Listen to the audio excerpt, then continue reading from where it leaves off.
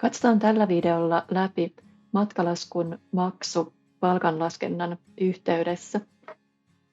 NetVisorissa voidaan tosiaan matkalaskut maksaa joko palkanlaskennan ulkopuolella ihan omina maksuerinään, tai sitten voidaan poimia nuo hyväksytyt matkalaskut mukaan sinne palkkalaskelmalle maksua varten. Jotta ohjelma tarjoaisi noita rivejä sinne palkkalaskelmalle, niin tulisi matkalaskurivit olla hyväksyttynä ennen palkkalaskelman muodostamista. Ja lähdetään katsomaan tuota laskelman muodostamista täältä palkat ja palkkalaskelmat ja jaksot kohdasta. Ja avataan sieltä tuo haluttu kausi ja lähdetään ihan normaalin tapaan muodostamaan henkilölle sinne palkkalaskelmaa, eli tuosta tarkista valittujen palkkaperusteet. Ja täällä tosiaan matka- ja kulukirjaukset otsikon alla näkyvät nuo matka- ja kulukirjaukset, eli siellä näkyy hyväksytty tilassa 3 riviä, joita ohjelma tarjoaisi sinne palkkalaskelmalle mukaan. Siellä näkyy myös tuollainen avoin rivi, mutta sitä ohjelma ei olisi sinne tarjoamassa mukaan tässä vaiheessa. Jos syystä tai toisesta ei haluttaisi näitä kaikkia rivejä maksuun, niin ne voitaisiin sieltä tapata pois, mutta tässä esimerkissä haluan nyt maksaa kaikki 3 riviä siellä palkkalaskelman yhteydessä. Ja tallennetaan ja muodostetaan palkkalaskelma. Ja sitten tuosta muokkaa kohdasta päästään tarkistelemaan sitä luotua laskelmaa. Eli siellä näkyisi nyt nuo 3 riviä, jotka ovat nousseet sieltä matkalaskujen pohjalta mukaan sinne palkkalaskelmalle.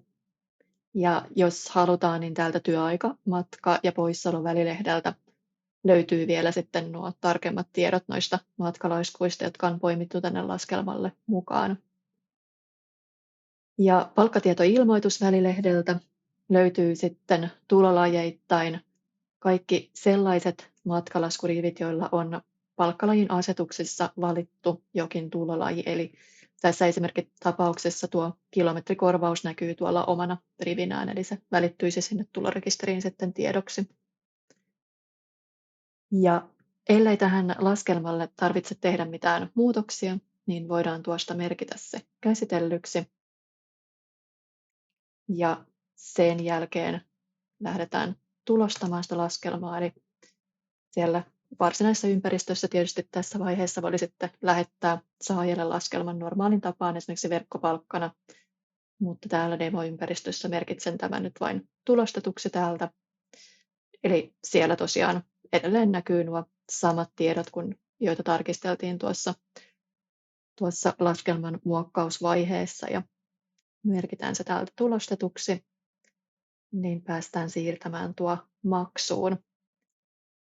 Ja siitä siirretään valitut maksatusnäkymään odottamaan maksamista ja muodostetaan vielä tosite siitä.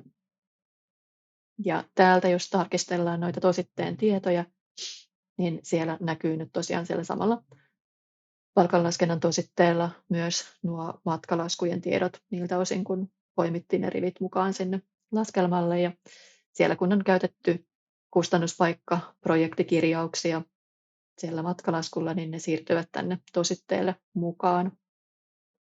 Ja normaalin tapaan voitaisiin tuolta täysimääräisraportilta tarkistaa, että nuo vasemmassa laidassa olevat palkanlaskennan kirjaukset vastaavat sitten näitä oikeassa laidassa olevia kirjanpidon kirjauksia.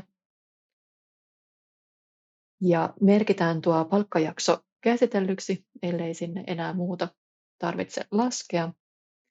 Ja siirrytään tänne palkat ja maksa palkkoja kohtaan maksamaan sitten tuo laskelma matkakuluineen. Eli valitaan sieltä laskelma ja sitten valitaan tili, josta halutaan maksu lähettää. Ja klikataan tuosta jatka vahvistusnäkymään. Ja siellä näkyy vielä eräpäiväkohdassa tuo päivä, jolloin raha lähtisi sieltä yrityksen tililtä, ja palkanmaksupäiväkohdassa sitten päivä, jolloin raha näkyisi sitten siellä saajan tilillä. Ja täältä kun valitaan tuo maksaja lähetä palkkatietoilmoitukset, niin saadaan lähetettyä se maksuaineisto pankkiin ja palkkatietoilmoitus sitten tulorekisteriin yhdellä napin painalluksella. Näin, eli nyt olisi nuo matka- ja kulurivit maksettu tuon palkkalaskelman yhteydessä.